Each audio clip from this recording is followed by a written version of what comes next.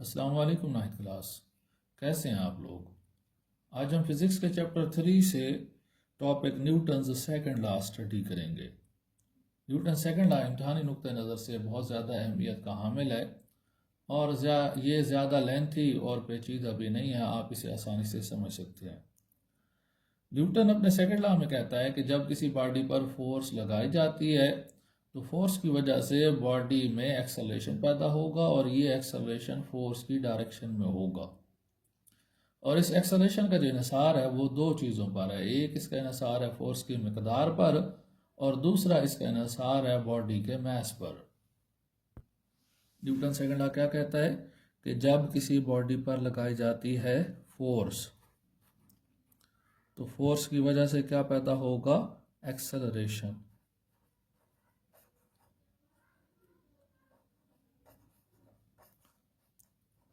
Acceleration किसे कहते हैं, जब बॉडी की वेलोसिटी में इजाफा हो या कमी हो तो उसको क्या बोलते हैं, एक्सेलरेशन बोलते हैं। ठीक हो गया।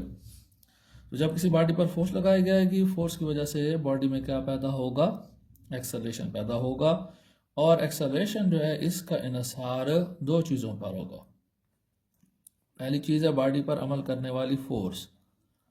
फोर्स के साथ ये डायरेक्टली प्रोपोर्शनल है, जितनी ज़्यादा फोर्स लगाएंगे उतना ही ज़्यादा एक्सेलरेशन पैदा होगा। और दूसरी चीज़ है बॉडी का मास।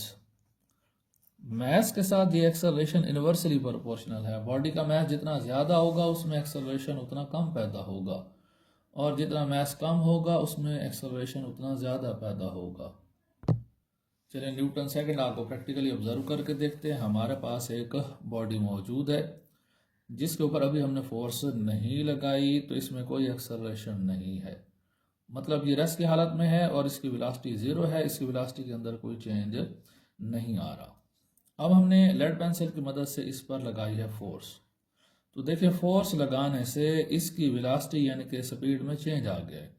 पहले ज़ीरो थी, अब ज़ीरो से बढ़ गई है, तो इसमें क्या प्रोड्यूस हुआ, एक्सेलरेशन। जब किसी बॉडी की स्पीड या वेलोसिटी तब्दील होती है तो उसमें क्या पैदा होता है, एक्सेलरेशन पैदा होता है। एक्सेलरेशन को आप सादा अल्फाज में स्पीड का बढ़ना या कम होना भी कंसिडर कर सकते हैं। तो ये हमने बॉडी पर लगाई है फोर्स। फोर्स लगाने की वजह से इस बॉडी में क्या पैदा हो रहा है, एक्सेलरेशन पैदा हो रहा है। और हम राइट वर्ड फोर्स लगा रहे हैं तो बॉडी में जो एक्सेलरेशन पैदा हो रहा है वो भी किधर पैदा हो रहा है, राइट वर्ड पैदा हो रहा है। तो लिहाजा जब किसी बॉडी पर फोर्स लगाई जाएगी उसमें क्या पैदा होगा, एक्सेलरेशन पैदा होगा और एक्सेलरेशन भी डायरेक्शन ऑफ फोर्स में पैदा होगा। ठीक हो गया। अब इस एक्सेलरेशन का पहला इन्हिसार फोर्स पर है। जितनी ज़्यादा फोर्स लगाएंगे एक्सेलरेशन उतना क्या होगा, ज़्यादा होगा। देखिए हमने अभी थोड़ी फोर्स लगाई है तो ये रिंग की स्पीड में थोड़ा इजाफा हुआ है, लेकिन हमने फोर्स ज़्यादा लगा दी तो रिंग की स्पीड में ज़्यादा इजाफा हुआ।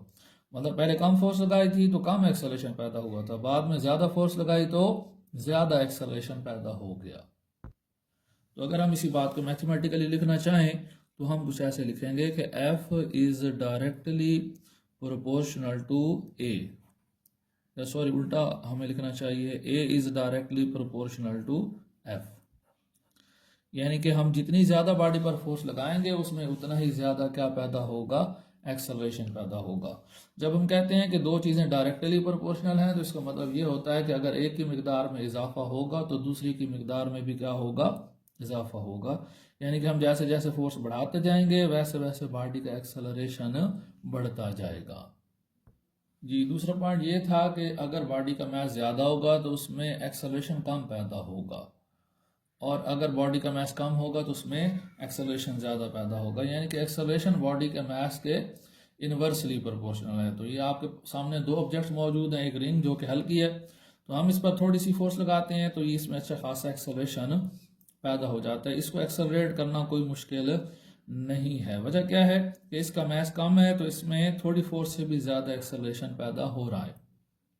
लेकिन इसके बरक्स ना हमारे पास ये एक रिले है जो इसके मुकाबले में, रिंग के मुकाबले में अच्छा खासा भारी है। तो अगर हम इसको उतनी ही फोर्स से मूव करने की कोशिश करें तो ये तो सिरे से मूव ही नहीं हो रहा। मतलब कि जैसे बॉडी के मास में इजाफा हुआ है उसका एक्सेलरेशन क्या हो गया है, कम हो गया है, उसमें एक्सेलरेशन प्रोड्यूस करना मुश्किल हो गया है।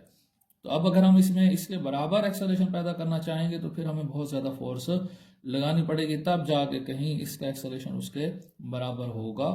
तो इस बॉडी का मास कम था, इसलिए इसमें ज़्यादा एक्सेलरेशन पैदा हो रहा था, आसानी से एक्सेलरेशन पैदा हो रहा था। लेकिन इस बॉडी का जो मास है इसके मुकाबले में काफ़ी ज़्यादा है, तो लिहाजा उतनी ही फोर्स लगाने पर इसमें बहुत ही थोड़ा एक्सेलरेशन पैदा होगा।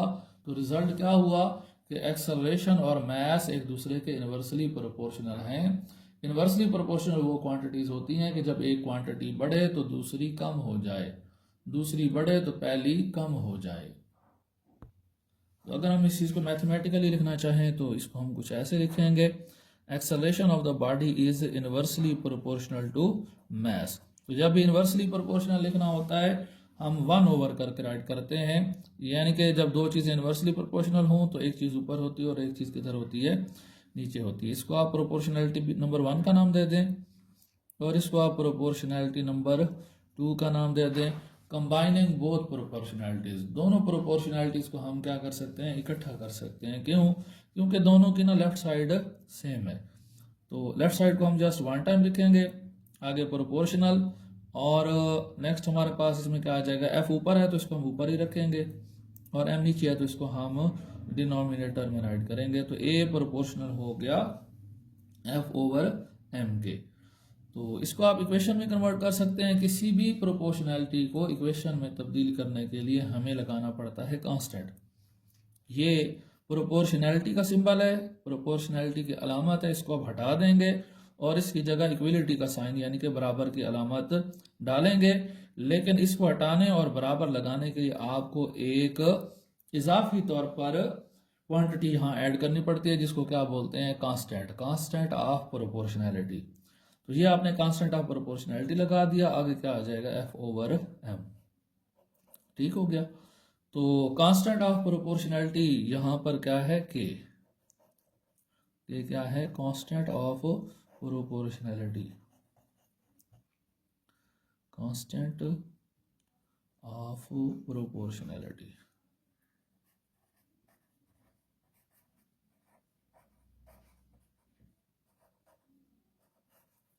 अच्छा, अब ये कांस्टेंट ऑफ प्रोपोर्शनैलिटी है ना, इनकी वैल्यूज फाइंड की जाती हैं एक्सपेरिमेंटली, यानी कि तजर्बात कर करके।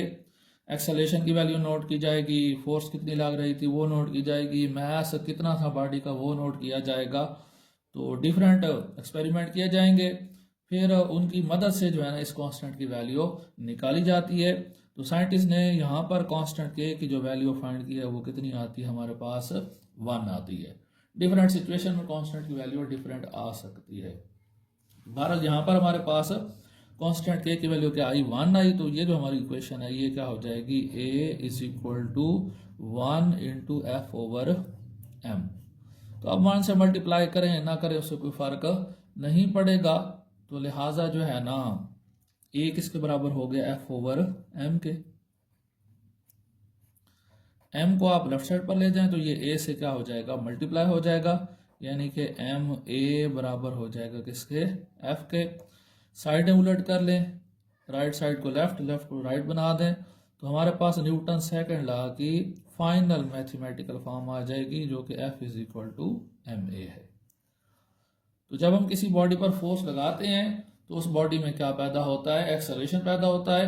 और ये एक्सेलरेशन मैथमेटिकली और ये एक्सेलरेशन और मास मैथमेटिकली कैसे रिलेटेड है, F is equal to M A के। तो हम कह सकते हैं कि जो फोर्स है ना वो मास और एक्सेलरेशन की प्रोडक्ट के इक्वल आती है।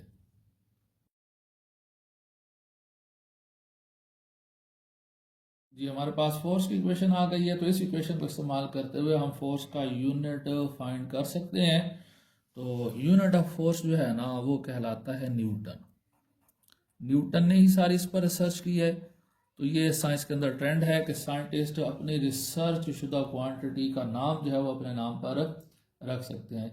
तो लिहाजा न्यूटन ने ये यूनिट डिफाइन किया, फोर्स का यूनिट दिया, तो इस वजह से इस यूनिट का नाम न्यूटन के नाम पर क्या रख दिया गया, न्यूटन रख दिया गया। अब किसी भी क्वांटिटी का यूनिट निकालने का बेहतरीन तरीका ना उस क्वांटिटी की इक्वेशन होती है। ये हमारे पास फोर्स की इक्वेशन आ गई, F is equal to M A. तो आप जो है ना मास का यूनिट राइट कर दें और एक्सेलरेशन का यूनिट राइट कर दें, जैसे ये हैं। अगर मल्टीप्लाई हो रहे हैं तो यूनिट्स को भी मल्टीप्लाई करेंगे, और अगर डिवाइड हो रहे हैं तो यूनिट्स को भी क्या करेंगे, डिवाइड करेंगे। तो मास का यूनिट हम जानते हैं कि क्या होता है, किलोग्राम और एक्सेलरेशन का यूनिट हमने पढ़ रखा है, वो होता है मीटर पर सेकंड स्क्वायर। तो आपके पास जो फोर्स है उसका यूनिट क्या आ जाएगा, किलोग्राम मीटर पर सेकंड स्क्वायर, और इसको नाम दिया जाता है न्यूटन का, और इसको जाहिर करते हैं किससे, बड़े एन से। तो लिहाजा unit of the force is newton, that is equal to kilogram metre पर सेकंड स्क्वायर। अब जब हम कोई यूनिट देते हैं तो अक्सर हमें उसकी डेफिनेशन भी देनी पड़ती है। न्यूटन किसके बराबर आ रहा है, किलोग्राम मीटर पर सेकंड। तो जब भी हम पर सेकंड स्क्वायर जब भी हम कोई यूनिट देते हैं हमें उसकी क्या देनी पड़ती है, डेफिनेशन देनी पड़ती है। तो यूनिट की डेफिनेशन देने के लिए आम तौर पर हमारे पास इक्वेशन में जो क्वांटिटीज होती है ना, हम उनकी वैल्यूज कर देते हैं 1। हम उनकी वैल्यूज क्या कर देते हैं, 1। मतलब हमने एक बॉडी लेना है जिसका मास होना चाहिए 1 किलोग्राम। हमने एक बॉडी लेना है जिसका मास कितना होना चाहिए, 1 किलोग्राम। हमने उस बॉडी पर इतनी फोर्स लगानी है कि उसमें 1 मीटर पर सेकंड स्क्वायर का एक्सेलरेशन पैदा हो जाए। उसमें क्या पैदा हो जाए, 1 मीटर पर सेकंड स्क्वायर का एक्सेलरेशन पैदा हो जाए। तो ये जो फोर्स हमने अप्लाई की है इसकी क्वांटिटी होगी 1 न्यूटन। ये जो फोर्स हमने अप्लाई की है जिसकी वजह से 1 किलोग्राम मास के बॉडी के अंदर 1 मीटर पर सेकंड स्क्वायर का एक्सेलरेशन पैदा हुआ है, इस फोर्स की मिकदार क्या होगी, 1 न्यूटन। सो इसमें आप जो है ना वैल्यूज पुट कर दें तो F बराबर M की वैल्यू भी आपके पास कितनी है, 1 है, और A की वैल्यू भी आपके पास कितनी है, 1 है। तो जब बॉडी का मास 1 किलोग्राम होगा उसमें पैदा होने वाला एक्सेलरेशन 1 मीटर पर सेकंड स्क्वायर होगा, तो बॉडी पर अमल करने वाली जो फोर्स होगी F वो किसके बराबर होगी, वो होगी 1 न्यूटन के बराबर। तो इसकी प्रॉपर जो डेफिनेशन है वो हम किस तरह से करेंगे कि if we apply a force on a body of mass 1 kilogram and the force produces an acceleration of 1 meter per second square, then amount of the force is 1 newton. A force which produces an acceleration of 1 meter per second square in a body of mass 1 kilogram has a quantity 1 newton. Newton's second law की definition क्या है, when the force is applied on a body the force produces acceleration in the body in its own direction. Amount of acceleration is directly proportional to the force applied force and is inversely proportional to the mass of the body. उम्मीद है आप लोगों को topic अच्छे से clear हो गया होगा। नेक्स्ट लेक्चर तक के लिए टेक केयर एंड अल्लाह हाफिज।